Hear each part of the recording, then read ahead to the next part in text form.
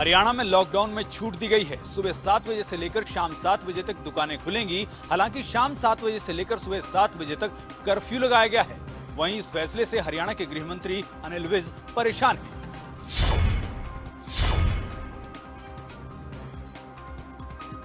हरियाणा में लॉकडाउन में लोगों को राहत दी गई है।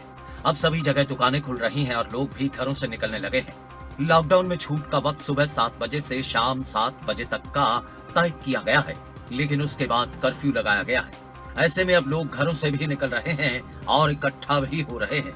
लेकिन सवाल ये कि सरकार का ये कैसा फैसला है जिसमें शर्तें भी वो हैं जो किसी की समझ में ना आने वाली। अब शाम 7 बजे के बाद कर्फ्यू और धारा 144 लागू की गई है, तो दिन में सभी को छूट जो परेशान करने वाली है। कोरोना से बचना है तो सामाजिक दूरी बेहद जरूरी है, लेकिन कुछ लोग छूट का नाजायज फायदा उठाने में लगे हैं। घर से निकलने की खुशी में सामाजिक दूरी भी खत्म हो रही है और कोरोना से लड़ने का संकल्प भी टूटता हुआ दिखाई पड़ रहा है।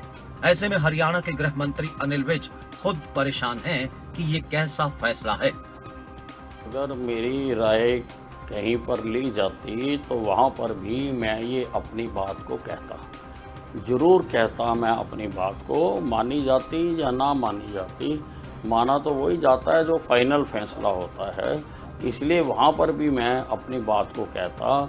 और बतौर स्वास्थ्य मंत्री और बतौर गृह मंत्री मैं जो मुझको ठीक लगता उसको मैं ज़रूर कहता। जो आपने 2 डिपार्टमेंट्स के नाम लिए सर, होम मिनिस्टर आप हैं, हेल्थ मिनिस्टर आप हैं, इतना बड़ा फैसला हुआ तो क्या आप ये कह रहे हैं कि आपकी कहीं पे राय नहीं ली गई? ये तो आश्चर्यचकित करने वाला सा बयान है। नहीं, मैं आपको ठीक बता रहा हूँ कि अगर मेरे से राय ली जाती तो मैं इसका जरूर विरोध करता। शाम 7 बजे से सुबह 7 बजे तक कर्फ्यू और धारा 144 दोनों लागू रहेंगी। ऐसे में कुछ सवाल हैं और जो बहुत परेशान करने वाले हैं।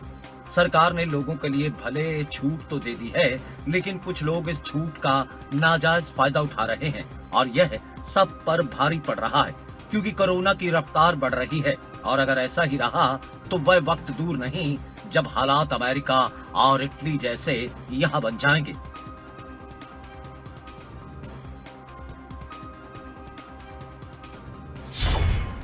हरियाणा में शाम 7 बजे से लेकर सुबह 7 बजे तक कर्फ्यू और धारा 144 दोनों लागू रहेंगी। लेकिन सवाल ये है कि कहीं ये छूट सरकार को भारी ना पड़ जाए।